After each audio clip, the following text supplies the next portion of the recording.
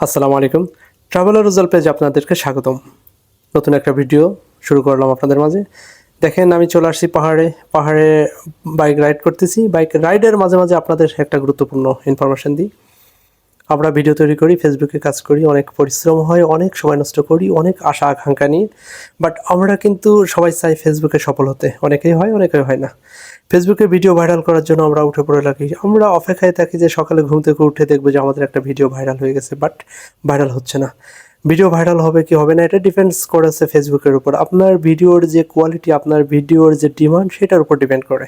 আমরা কিন্তু জানি না, আগে থেকে কোনো কিছুই বুঝতে পারি না, বাট আমরা ট্রাই করে যাচ্ছি। সে বিষয় নিয়ে কথা বলবো। ভিডিও ভাইরাল করার জন্য যেটা করতে হবে, আমাদের ভিডিওর অবশ্যই কোয়ালিটি ফুল হতে হবে, ভিডিওর কোয়ালিটির দিকে তাকাতে হবে।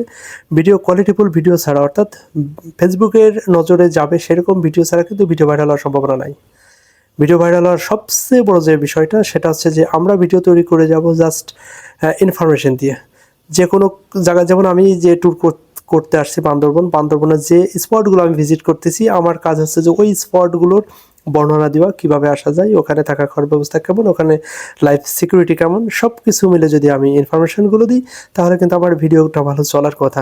সুতরাং আপনারা যে যে টপিক্সের উপর ভিডিও তৈরি করতেছেন, ওই টপিক্সের উপর আপনারা যথেষ্ট নলেজ আগে গ্যাদার করেন, এরপরে আপনারা ওইটা নিয়ে ডেলিভার দেন।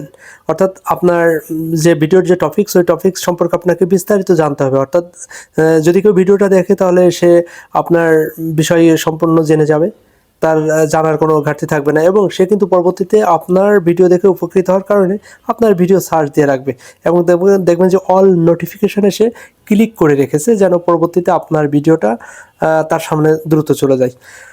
এইভাবে করে যদি আপনার অডিয়েন্স আপনি গ্যাদার করতে পারেন বা আপনি ক্যাপচার করতে পারেন, তাহলে দেখবেন যে ভিডিওটা পোস্ট করার সাথে সাথে আপনার অডিয়েন্সগুলোর কাছে নোটিফিকেশনটা যাচ্ছে, ভিডিওটা দেখে একটা লাইক কমেন্ট দিয়ে দিচ্ছে, এবং এই লাইক কমেন্টটা কিন্তু ফেসবুকের কাছে নোটিফিকেশনে চলে যাচ্ছে। ফেসবুক কিন্তু তখন কী করবে, হিউজ পরিমাণ পার্সনের কাছে আপনার ভিডিওটা সেন্ড করবে। এটা কিন্তু ভাইরাল হওয়ার একটা প্রিপারেশন, যেটা আমি বললাম, এটা মেনে চললে কিন্তু কাজ হবে। আর একটা বিষয় বলে রাখি যে কাজ হবে কি না হবে এটা সম্পূর্ণ ডিপেন্ডস করবে কিন্তু ফেসবুকের উপরে।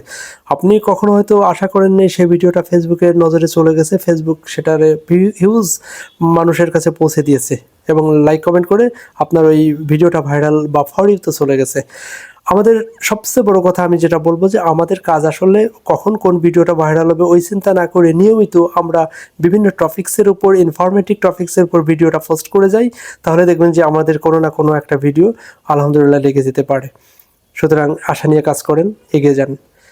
এই ছিল আমার টপিক্সের বিষয়। আমি বাইক চালাতে চালাতে সংক্ষিপ্ত আপনাদের এই টপিক্স নিয়ে কথা বললাম। আমার এই ভিডিওটা যদি ভালো লেগে থাকে তাহলে প্লিজ একটু লাইক কমেন্ট করে শেয়ার করবেন। আমি এখন এই মুহূর্তে আছি বান্দরবন থেকে এখন আমরা কক্সবাজারের উদ্দেশ্যে রওনা দিব।